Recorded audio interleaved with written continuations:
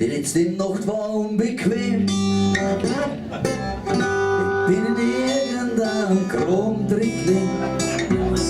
Es haben wir Feuer auf der Haut. Ich riech nach Schnaps und Bier und alles ist laut. Irgendwo am Straßenrand, in meinem Unterhemd voll Sand, ich will hilflos meine Hand. Nach 2, 3 Huster hab ich's gespürt. Ich hab voll Zigaretten inhaliert. Und mein Mund, der dreht sich um. Weil ich bloß Haus bin, was Maurice so tut.